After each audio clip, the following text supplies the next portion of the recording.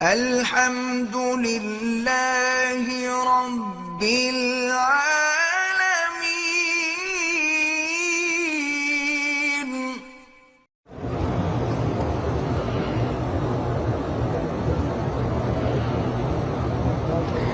اگر کوئی شخص اپنی بیوی کو کہے کہ میری ماں کی طرح ہے یا بہن کی طرح ہے، وہ طلاق نہیں ہوتی، اس کو کہتے ہیں زہار۔ یعنی وہ عورت جو ہے اس پہ حرام ہو جاتی ہے جب تک کہ کفارہ ادا نہ کرے، اور کفارہ یہ ہے کہ ایک غلام آزاد کرے خرید کر، اور اگر غلام آزاد نہ کر سکے تو 60 روزے رکھے متواتر، اور اگر روزے نہ رکھ سکے تو 60 مسکینوں کو کھانا کھلائے۔ کفارہ دینے کے بعد جو ہے وہ اس کے لیے حلال ہو جائے گی۔ یہ تو اللہ کے قرآن میں ہے کہ جو لوگ ان کو ماں کہتے ہیں وہ جھوٹ کہہ رہے ہیں۔ ان امہاتہم اللائی ولدنہم، ماں تو وہ ہے جس نے ان کو اپنے پیٹ میں رکھا، کہنے سے کوئی ماں تھوڑی بن جاتی ہے، لیکن ماں یا بہن سے نسبت کرنے سے وہ حرام ہو جاتی ہے۔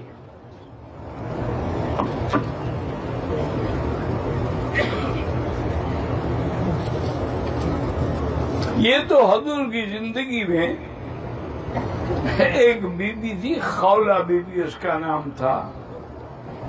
وہ حضور کی خدمت میں آئی اور اس نے آگے عرض کیا کہ یا رسول اللہ، ان زوجی اکل جمالی واکل مالی، میرے خامن میرا حسن بھی کھا گیا، میری جمال بھی کھا گیا، میرا مال بھی کھا گیا، اور اب بڑھاپے میں آگے مجھے کہتے ہیں انت علی کا ظہر امی، تم میرے لیے ماں کی طرح ہو۔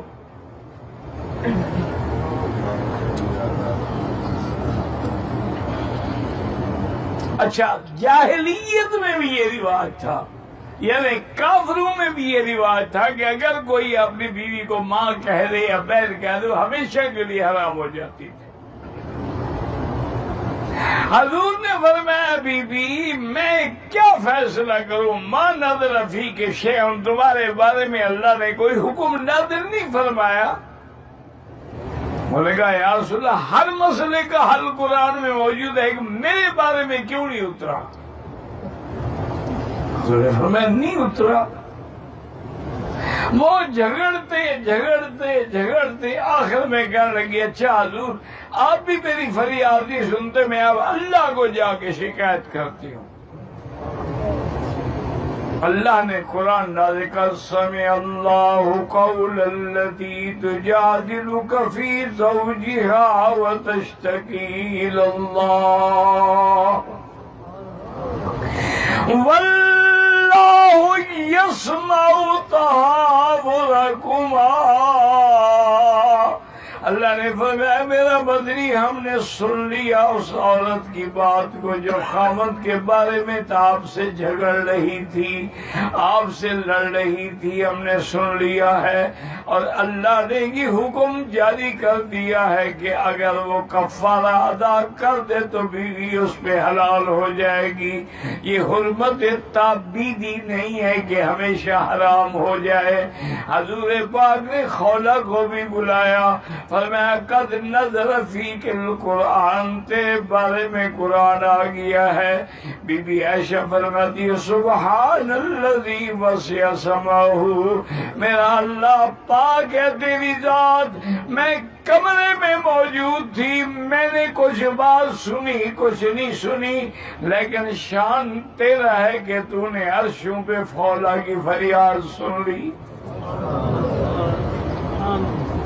حضور نے اس کے خاوند کو بلایا، فرمایا کہ ایک غلام آزاد کرو۔ اس نے کہا حضرت غلام تو کوئی نہیں، میری گردن حاضر ہے، کاٹ دے۔ حضور نے تیری گردن کاٹنے کا تو حکم نہیں ہے، غلام آزاد کر۔ انہوں نے کہا حضور غلام ہو تو میں آزاد کروں نا۔ اور فرمایا اچھا ایسا کرو کہ 60 روزے رکھو۔ اور انہوں نے کہا حضور یہی جھگڑا روزے کی وجہ سے ہوا ہے، مجھے کھانا نہ ملے 4-5 دفعہ میں پاگل ہو جاتا ہوں۔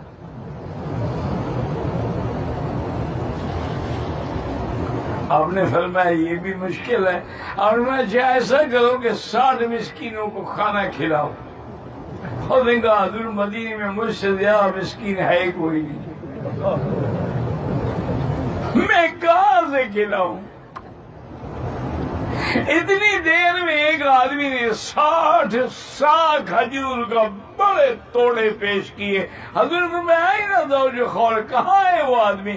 اور کہا بیٹھا ہوں یا سر، میں یہ لے جاؤ اور مدینے کے مسکینوں کو وہ تقسیم کر دو۔ اور نے کہا حضور مجھ سے زیادہ مسکین ہو تو تقسیم کروں نا، میں تو سب سے زیادہ غریب ہوں۔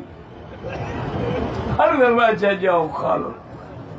لیکن فقہا نے لکھا ہے یہ حضور کی رعایت تھی، معنی یہ تھا کہ ابھی اپنی غربت مٹا لو، لیکن جب اللہ توفیق دے گا تو پھر تم کفارہ ادا کرو گے۔ اور بعض کہتے ہیں کہ نہیں اسی کو حضور کو نے کفارہ، تو اس لیے اس کے کفارہ ادا کرنے کے بعد وہ ماں بہن نہیں بنتی۔